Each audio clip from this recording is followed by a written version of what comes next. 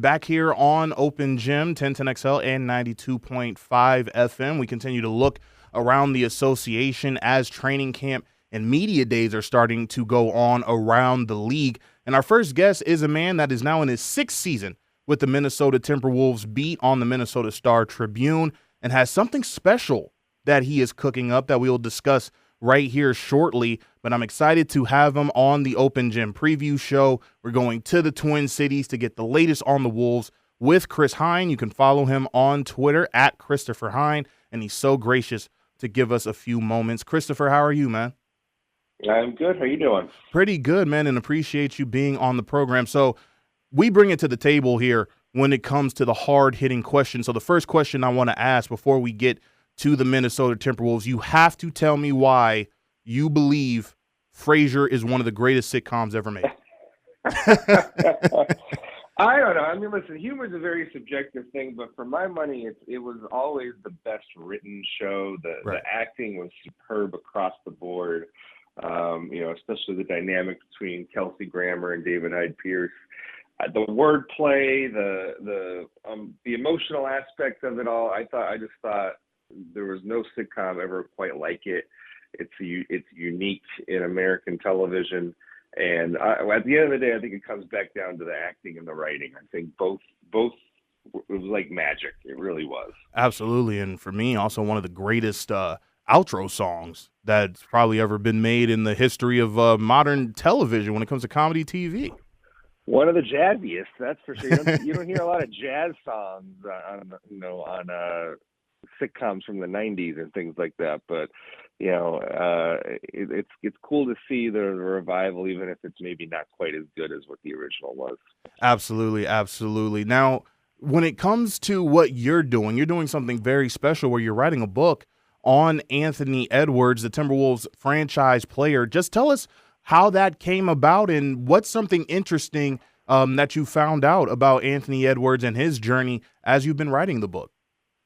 Yeah, so I got an opportunity with HarperCollins last spring to do this book, and I was fortunate enough to get a meeting and be able to kind of pitch this to them. I did a big story on Ant 2 years ago where I went down to Atlanta, spent some time down there where he's from, and got to know a lot of people that were very influential in his life growing up.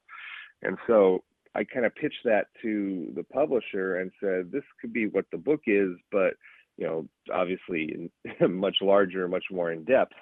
And so, they liked that idea. I think with Ant coming up here in the NBA as one of the fast rising stars and potential faces of the league, not a lot of people may be familiar with his story, whether in Minnesota or elsewhere. Right. So, I hope it's a uplifting story, and I hope people really, really take to it and get an idea of who he is and the people that were important in his life and helping him get to the NBA, because it was not an easy path for him. We'll say that.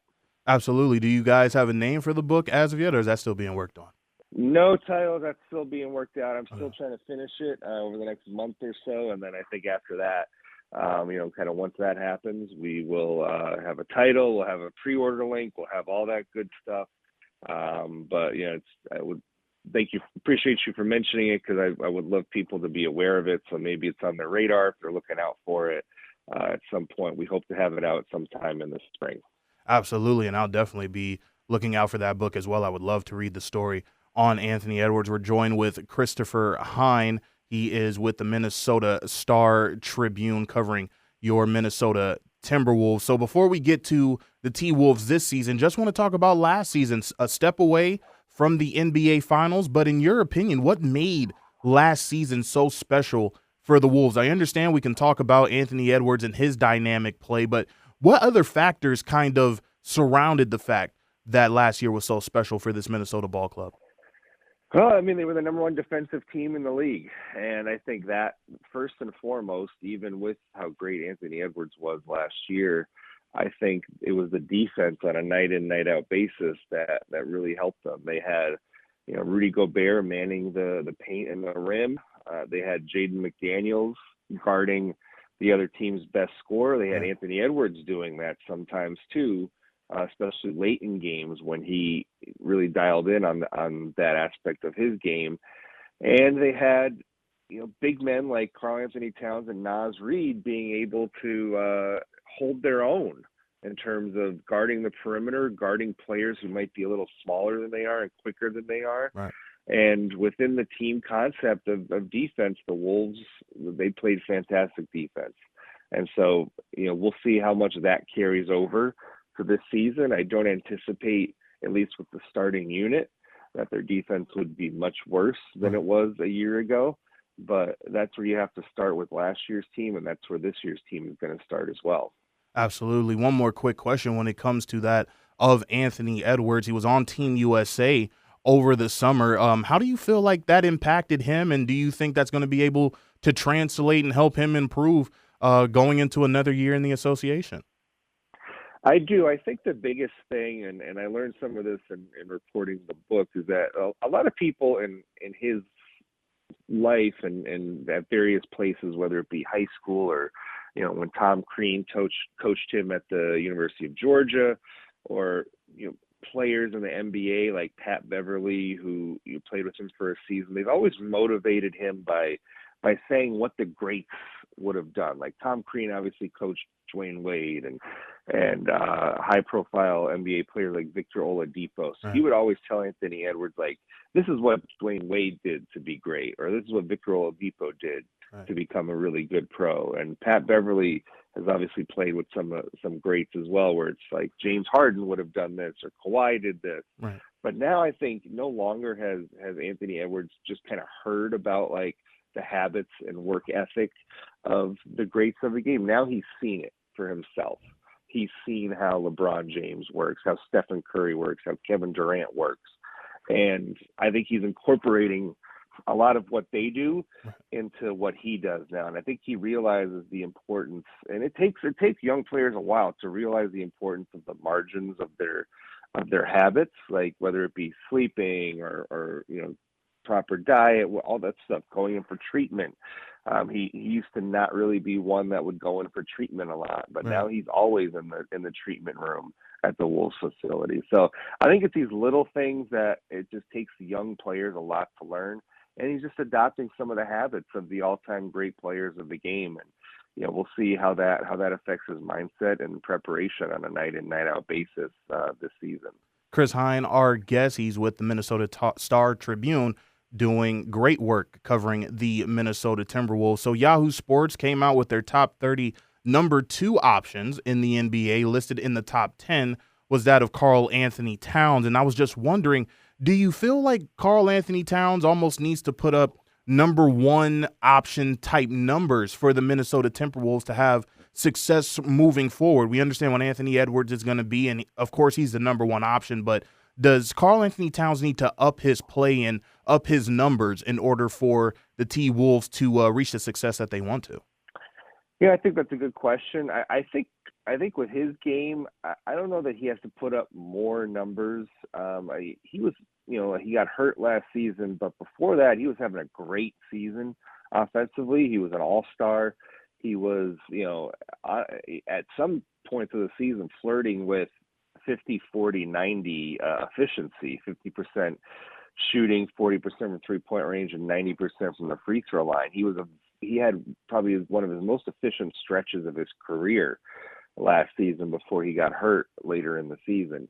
So I think if they can get him back to that version of himself, I think that's what they need. They don't need Cat to put up number 1 type numbers. I think what they're going to need is, a guy like Jaden McDaniels maybe taking a bit of a step forward and becoming right now, Mike Conley would be their 3rd option scoring-wise. I think if Jaden McDaniels can supplant Mike Conley as the 3rd scoring option for them, I think then they're in better shape this season offensively than they were a year ago.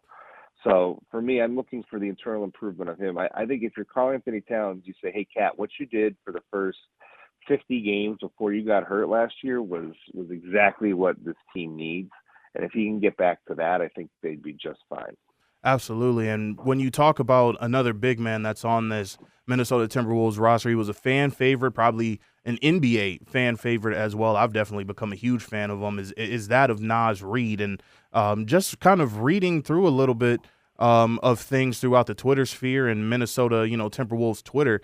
It seems like there may be some inklings that we could see a lineup of Naz Reid, Karl Anthony Towns, and Rudy Gobert on the floor. I kind of look at Naz Reid as more of a four, maybe a small ball five. But do you think that could work? A front court of Naz Reid, Karl Anthony Towns, and Rudy Gobert?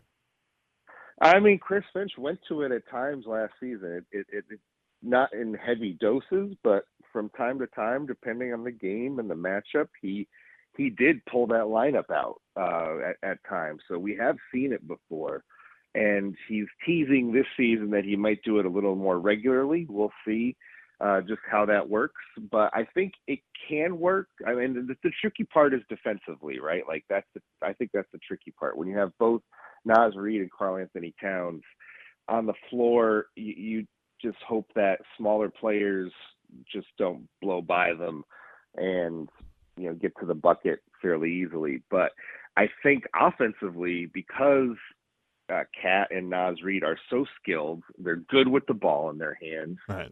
I think it can work from an offensive standpoint for sure. They would just have to figure out what the defense looks like more regularly if they were going to go to that on a regular basis. But I think because they are so different and skilled offensively, I don't think that's necessarily that much of an issue with that three-man combo.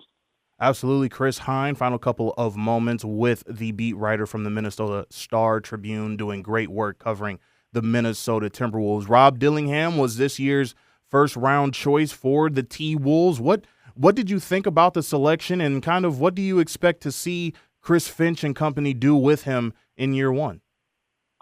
It was a bold move to make that trade that they did. When you think about it, though, it was one of the only moves that they could make when you're hamstrung by the salary cap and Right. the second apron, as they are. The only move that they had was to trade in the draft to try to get somebody.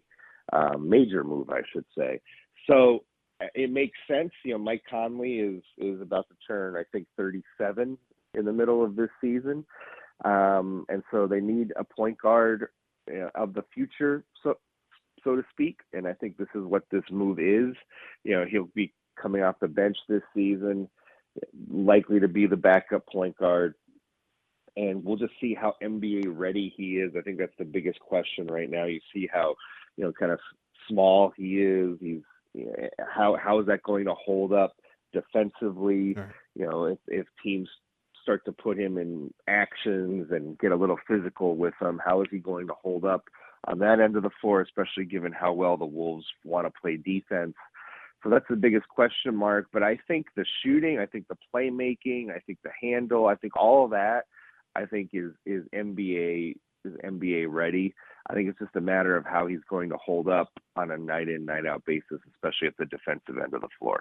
Absolutely. He is Chris Hine with the Minnesota Star-Tribune. You can follow him on Twitter at Christopher Hine, doing a great job covering the Minnesota Timberwolves. And also make sure to stay on the lookout for his book coming out sometime in the spring. Chris, thank you so much for doing this, and hopefully we can do this again once the regular season gets kicked off. No problem. Thank you, RJ. Appreciate you having me on. Absolutely.